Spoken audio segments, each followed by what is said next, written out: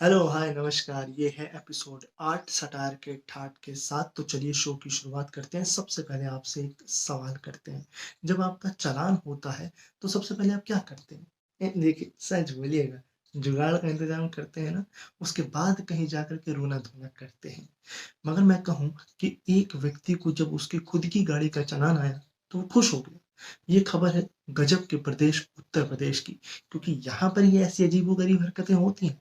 कानपुर के बर्रा के निवासी हैं आशीष तिवारी, जिनके मोबाइल पर चालान आया बिना हेलमेट लगाए बाइक चलाने का, और कहा इसका जुर्माना भी भरो। इसको देखकर भाई साहब खुश हो गए, घर वालों को भी दिखाया और पागलों की तरह बर्रा थाने भी पहुंच गए। दरअसल 8 अक्टूबर 2018 को इनकी बाइक चोरी हुई थी। इन्होंने बर्रा थाने के चक्कर काटे, कुछ नहीं हुआ। ऑनलाइन आवेदन किया, कुछ नहीं हुआ। अब जाके पता चला है कि इनकी बाइक सीतापुर में है और अरुण मिश्र नाम के व्यक्ति बिना हेलमेट लगाए बाइक चला रहे थे। एक पहली बात तो भाई साहब की बाइक चोरी हो गई, दूसरी आपने ढूंढी नहीं, ऊपर से आपने चालान भी उन्हीं को भेज दिया जो चला नहीं रहे थे। ये कौन सी बात होती है? ये चालान काटा है सीतापुर देहात कोतवाली के ट्रैफिक दरोगा विशंबर ने। अब देखिए, बाइक नेताजी की नहीं थी। अब नेताजी की सुई भी खो जाए तो ढूंढ ली जाएगी। अब ये तो आम इंसान की बाइक थी, ये कहाँ से ढूंढी जाएगी? जोर जोर से बोल के लोगों को स्कीमें बता दे। और मैं ये सोच रहा था, अगर ये चालान नहीं हुआ होता तो ये पता ही नहीं चलता कि बाइक कहाँ है, कौन चला रहा है।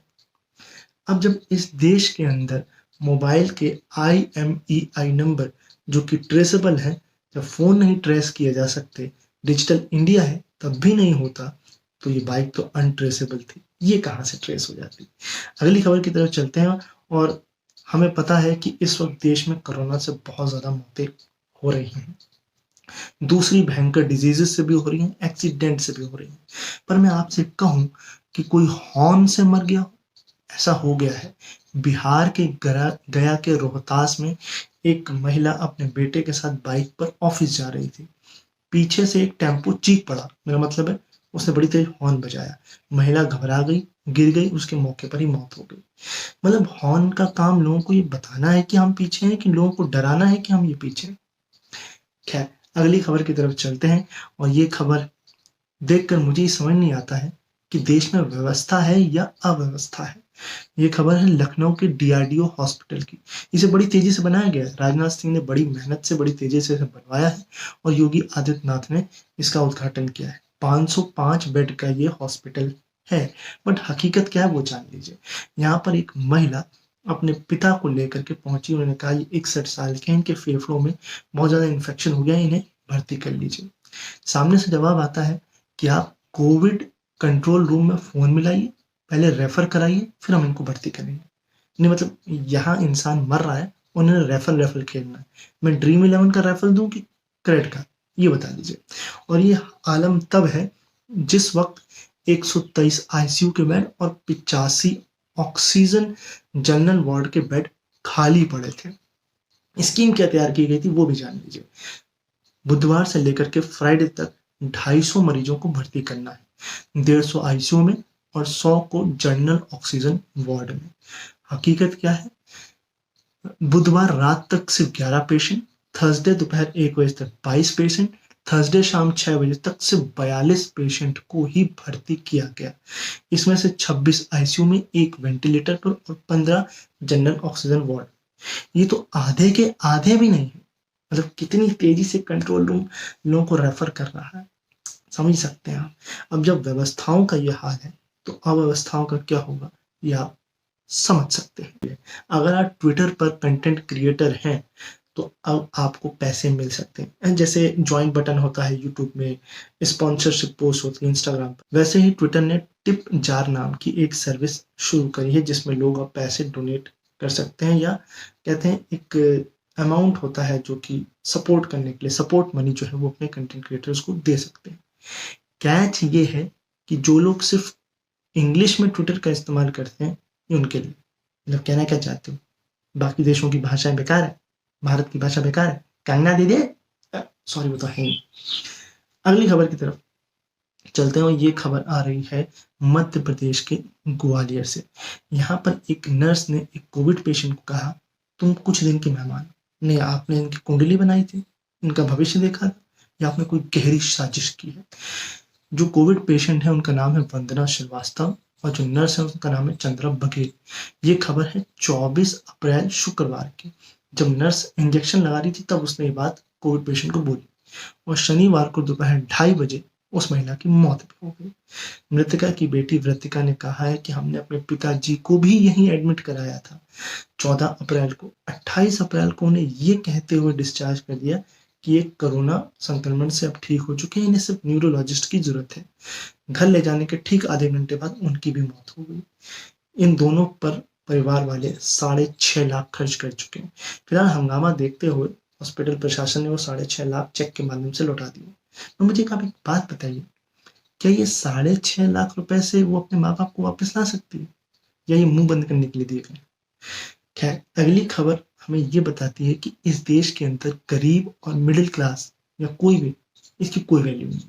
ये सब बेकार लोग हैं, इनको वैक्सीन की भी जरूरत नहीं, क्योंकि सबसे ज्यादा वैक्सीन की जरूरत नेताओं को, नेताओं के बच्चों को और उनके रिलेटिव्स को। खबर है उत्तराखंड के बीजेपी विधायक की, जिनका नाम है कुंवर प्रणव सिंह चैंपी। इनके 25 साल के बेटे ने 18 से 44 साल के लिए जो विंडो स्टार्ट हुई थी कोविड वैक्सीनेशन की, उससे 5 दिन पहले ही इंजेक्शन लगवा ली। हाँ नहीं भैया, यही तो देश के भविष्य है। इन्होंने ही तो भारत माता की जय बोलना है, इन्होंने तो हिंदू मुसलमान को भिड़वाना है, इन्होंने ही तो भविष्य में जुमले करने हैं, और यही तो देश के भावी प्रधानमंत्री हैं। बाकी जनता तो बेकार है। इस पर विधायक साहब ने बहुत ही बेतुका डिफेंस मारा है। उन्होंने कहा है कि मेरा बेटा फ्रंट लाइन वॉरियर है। एक बात बताऊं मैं आपको, इस देश में जब से वैक्सीनेशन ड्राइव शुरू हुई है तब से फ्रंट लाइन वर्कर्स के लिए कोई एज बार है ही नहीं। तो ये आपका बयान किस हिसाब से? खैर, अगली खबर की तरफ चलते हैं, और आपसे मैं जाने से पहले आपसे ये पूछना चाहूंगा, आपको अच्छी लत लगी है कोई कि बुरी लत लगी है?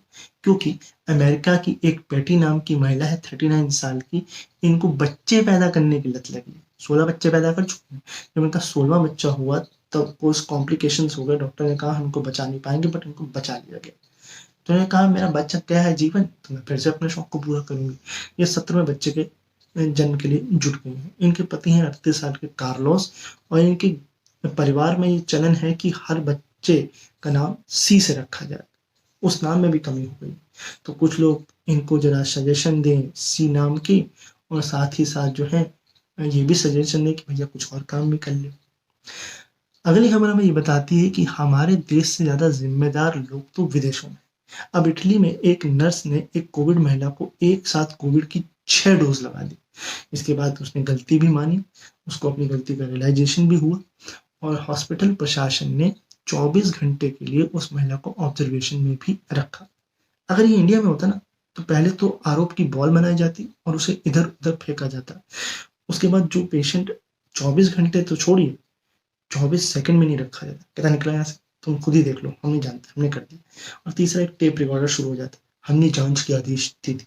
हाँ, ऐसा कुछ। अगली खबर है गोबर खबर। मेरा मतलब है अमेरिका के वॉशिंगटन एयरपोर्ट पर एयर इंडिया के एक व्यक्ति का सूटकेस छूट गया, उसमें से गोबर के 2 उपले निकले, बाद में उसको नष्ट कर दिया। अरे बेकार लोग हैं आप, तो आपके पास दिमाग नहीं है? इतनी बड़ी साइंटिफिक रिसर्च है ये कोरोना के लिए, व्हाट्सएप यूनिवर्सिटी से निकली हुई, इसका इससे ना कोरोना भाग जाता है। गोबर लगाओ, कोरोना भगाओ, स्कीम आपको पता नहीं। आप ना देश को विश्व गुरु बनने से रोक नहीं सकते। व्हाट्सएप यूनिवर्सिटी से पढ़ के इस भले मानस ने कितनी मुश्किल से अपने किसी दोस्त रिश्तेदार के लिए भारत से अमेरिका गोबर पहुंचा लेकर आया था, वो आपने नष्ट कर दिया। ऑन द सीरियस नोट ये बताएं कि फुट और माउथ डिसीज की आशंका के चलते भारत से उपले लाना अमेरिका में निषेध। फिर आपने वही बात करी है, अरे हम फुट और माउथ नहीं बोल रहे, हम क्या पूरे शरीर में लगाएंगे, कोरोना भाग जाएगा इससे। और ये आप क्या कह रहे हैं कि मतलब भारत से निषेध, मतलब दूसरे कंट्री वाले के जो गोबर है वो कोविड के लिए अच्छा इस्तेमाल होता है। देखिए आप ये जो भेदभाव है ये ठीक नहीं कर रहे हैं, ये गलत है, दुनिया आपको देख रही है। अगली खबर की तरफ चलते हैं और ये खबर चीन से आ रही है। चीन में एक बिजनेसमैन ने 1100 साल पुरानी एक कविता को सोशल मीडिया पर शेयर किया तो उसकी नेटवर्थ 18,000 करोड़ घट गई। लोगों ने कहा है कि सरकार की आलोचना करने के कारण ऐसा हुआ। अरे भाई, कभी इंडिया आके भी देख लो, आपकी नेटवर्थ घटी है, यहाँ लोगों के साथ क्या क्या घट जाता है आलोचना करने पर, आप सोच भी नहीं सकते। पहले तो फोन नंबर लीक कर दिया जाता है, फिर उसमें गालियां दी जाती हैं, फिर उसमें थ्रेट दी जाती है, फिर एड्रेस लीक किया जाता है, फिर एड्रेस पर पथरावबाजी होती है, फिर मारपीट होती है, और ये सब जब हो जाता है तो जेल टूर भी करवाया जाता है। पधारो हमारे देश कभी, आपको पता लगे क्या क्या घट जाता है लोगों के साथ। दोबारा कमा लेना यार, पैसा ही कम हुआ तुम्हारा। अगली खबर की तरफ चलते हैं और ये हमको ये बताती है कि वैक्सीन से इंसान ठीक हो ना हो, टोटकों से जरूर ठीक हो जाएगा। मध्य प्रदेश की उषा ठाकुर एक मंत्री, उन्होंने कहा यज्ञ करिए, देश को कोरोना की तीसरी लहर छू भी नहीं सकती। अच्छा, पहली लहर में जो चांट किया था गो कोरोना को, कोरोना ने कहा वहां यार यहाँ सिंगर बड़े अच्छे हैं, कुंडली मार के बैठा हुआ है यहाँ पे, गया नहीं है। और उसके बाद से होम्योपैथी, यूनानी, कोरोनिल, फलाना ढिमाका, नहीं वैक्सीन छोड़ के हम सब कर लेते हैं। वैक्सीन के लिए जो लाइन लगा रहे हैं लोग, उनकी जरूरत नहीं, हम ऐसे ठीक हो जाएंगे। अगली खबर की तरफ चलते हैं और अगली खबर हमें ये कहती है कि आलोचना करना मना है। यहाँ बड़े बड़े अक्षरों में दीवारों पे ऐड ही लगा दीजिए ना, आलोचना करना निषेध है, जैसे धूम्रपान करना निषेध है, बट फिर भी लोग करते हैं, है ना। तो कुछ नया खोज के लाइए। CPWD यानी कि केंद्रीय लोक निर्माण आयोग ने सेंट्रल विस्टा जहां निर्माणाधीन हो रहा है वहां पर वीडियोग्राफी और फोटोग्राफी करना निषेध कर दिया है। हाँ नहीं भाई, जरूरी भी है, आलोचना इतनी हो रही है, अब लोग फोटो खींचेंगे, वीडियोग्राफी करेंगे, विदेशी मीडिया, अब वो कर नहीं पाएगी, सबूत नहीं मिल पाएंगे, पता नहीं लग पाएगा क्या हो रहा है क्या नहीं हो रहा है। और गलती से अगर किसी ने रिपोर्ट विदेशी मीडिया ने कर दी तो कहेंगे सबूत लाओ, वो तो आपने पहले ही मना कर दिया, सबूत कहाँ से लाए फिर, है ना। स्मार्ट, आपको ना केंद्रीय लोक नहीं, केंद्रीय सरकार सेवा आयोग अपना नाम कर देना चाहिए, ये जरूरी है। चलिए अब कुछ पॉजिटिव खबरों की तरफ नजर डालते हैं। सबसे पहले पॉजिटिव खबर कानपुर से आ रही है कि IIA Kanpur, Indian industries association ने ये बोला है कि हम कोविड मरीजों को 10 रुपए में ऑक्सीमीटर, थर्मामीटर एंड दवाइयाँ मुहैया कराएंगे। मैंने डिस्क्रिप्शन में लिंक दे दिया है और क्या क्या आपको मिलेगा और किन किन डॉक्टर से आप परामर्श ले सकते हैं, ये उस आर्टिकल में है, जाकर के पढ़ लें, आपको फायदा मिलेगा। अगली पॉजिटिव खबर है शाहजहांपुर से, जहां के कि अभिषेक नारंग हर एक कोविड पेशेंट को मुफ्त में ऑक्सीजन मुहैया करा रहे हैं। प्रेम ऑक्सीजन प्राइवेट लिमिटेड नाम का एक पंप स्टोर, ये दुकान जो है इनकी मोहम्मदी रोड पे है, जहां से ये लोगों को मुफ्त ऑक्सीजन मुहैया कराए। सरकार का शिकंजा भी हुआ तो इन्होंने सिटी मजिस्ट्रेट से बात करके अपनी इस सुविधा को जारी रखने की जो है वो मोहलत ले ली है। मगर इनकी छोटी सी दिक्कत है, जो लोग इनसे पंप ले गए हैं, जो ऑक्सीजन सिलेंडर है वो वापस नहीं करने आए हैं। उन्होंने कहा है कि मैं अब मदद नहीं कर पा रहा हूँ क्योंकि जो ऑक्सीजन सिलेंडर है उसे मरीजों को खुद ही अरेंज करना होता है और पर्चे में ऑक्सीजन की रिक्वायरमेंट लिखा के आनी होती है, तो हम उसे रिफिल कर सकते हैं। तो ये छोटी सी उनकी दिक्कत हो रही है। अगली पॉजिटिव खबर ये है कि ओला ने कहा है कि हम अपने ग्राहकों को फ्री ऑक्सीजन कॉन्सेंट्रेटर मुहैया कराएंगे। आपको सिर्फ उनके ऐप पर रिक्वेस्ट भेजनी है, इसके बाद वो आपके घर तक इसे पहुंचाएंगे और काम हो जाने के बाद वापस भी लेके जाएंगे। बैंगलोर में इसकी शुरुआत कर दी गई है और बाकी कंट्री में भी धीरे धीरे ये कह रहे हैं हम इसकी शुरुआत करेंगे। कमाल है। अगली और आखिरी पॉजिटिव खबर ये है कि एक मंसूर भाई हैं, 48 साल के हैं, खुद अस्थमा के पेशेंट हैं, घर पे ऑक्सीजन कॉन्सेंट्रेटर का इस्तेमाल करते हैं, बाहर ऑक्सीजन सिलेंडर का इस्तेमाल करते हैं, बट फिर भी वाजिब दामों में लोगों की मदद कर रहे हैं, ऑक्सीजन पहुंचा रहे हैं। वो कहते हैं मैं घर पे हाथ धरे बैठे नहीं रह सकता हूँ और मुझे अपने परिवार का पेट भी पालना है। इनकी बीवी और 3 बच्चे हैं और इनकी दवाइयों का खर्च महीने का 6,000 है। वाजिब दामों में दे रहे हैं, काला बाजारी नहीं कर रहे, ईमानदारी से कर रहे हैं, ये बहुत बड़ी बात है। सलाम है आपको। तो अगर आपको ये एपिसोड पसंद आया हो तो लाइक, कमेंट और शेयर ज़रूर करिएगा। चैनल को सब्सक्राइब करिएगा, बगल में बेल है उसको भी प्रेस करिएगा। हमने पिछले हफ्ते एक स्पेशल सेगमेंट शुरू किया है फैक्टोरियल, जिसे आप ज़रूर जाकर के चेकआउट कर सकते हैं। इसके अलावा जब आप लोगों का प्यार मुझे अलग-अलग माध्यम से मिलता है तो बड़ा अच्छा लगता है। जैसे बॉयज़ डोंट क्राई ने डिस्कॉर्ड के एक सर्वर पे मुझे ये मैसेज दिया है। थैंक यू वेरी मच कि आपको अच्छा लगता है जो मैं बोलता हूँ। इसी तरह प्यार बना के रखिए। इसके अलावा एक बहुत फेमस राइटर हैं ईला कुमार, उन्होंने भी तारीफ़ की है। तो आप दोनों का तहे दिल से शुक्रिया। आप लोग भी अपने कमेंट के माध्यम से अपने प्यार दे सकते हैं और उन्हें हम यहाँ पर फीचर ज़रूर करेंगे। कुछ अलग अनोखा लिखेंगे तो और भी मज़ा आएगा। अभी अपना ख्याल रखिए, मुझे अपने दिलों में याद रखिए। नेक्स्ट संडे फिर आपसे मिलूँगा, तब तक के लिए बाय बाय।